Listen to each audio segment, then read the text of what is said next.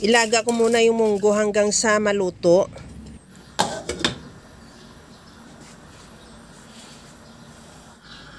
Magpainit na rin ako ng mantika sa kawali at igisa ko na yung bawang. Ihalo lang hanggang sa maglabas lang ng aroma. At isunod ko na rin ilagay yung sibuyas. Ihalo lang din hanggang sa maluto at maglagay na rin ako ng kamatis. Ihalo lang din hanggang sa maluto yung kamatis, yung hanggang sa maglabas talaga ng kulay.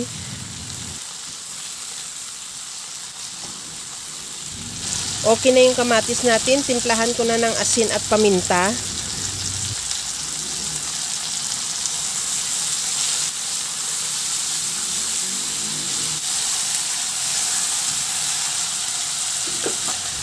Ilagay ko na rin yung buto-buto ng baboy. At ihalo lang hanggang sa mag-iba ang kulay. Habang ginagawa ko yan mga kalasa, kung bago ka pa lang sa aking channel, welcome. At huwag kalimutan mag-subscribe at i-click ang bell button para sa mga notification. At kung dati ka pa, welcome back at i-follow mo na rin ako sa aking Facebook page Lasang Pilipina. Okay na tong ating pork buto-buto. Naglabas na rin siya ng sarili niyang katas or nag-iba na rin ang kulay. Sa puntong ito, ilagay ko na yung munggo. Yung nilaga nating munggo at luto na rin siya. At ihalo lang ng mabuti para masama na rin siya gisa sa ating karni.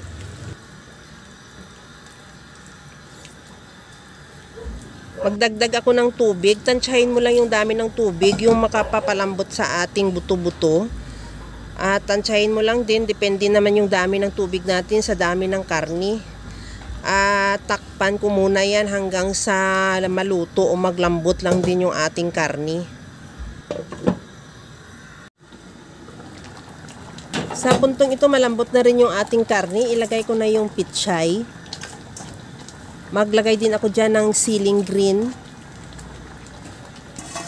At kunting halo lang din at takpan ulit hanggang sa maluto lang din yung pitsay.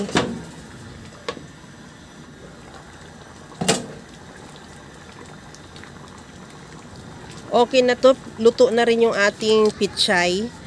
Tikman ko muna at maglagay din ako ng kunting patis. Pwede rin asin kung ano ang panimpla mo dyan. Liquid seasoning pwede rin. Okay na tong ating ginisang munggo. Para mas lalong mas masarap yung ating ginisang munggo, maglagay ako ng chicharon. 3 pack na chicharon at naggawa rin ako ng dinurog ko na chicharon. Para mas masarap at para mas malapot yung ating ginisang munggo.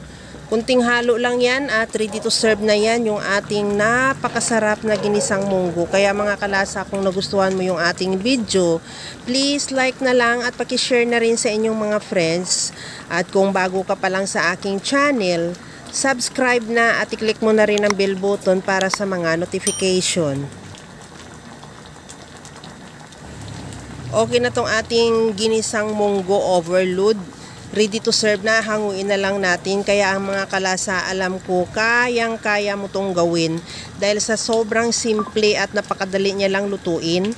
Kagaya lang lagi sa sinasabi ko na wala namang hindi marunong magluto basta sa simpleng paraan lang. Hanggang sa muli mga kalasa. Thank you for watching. Bye-bye!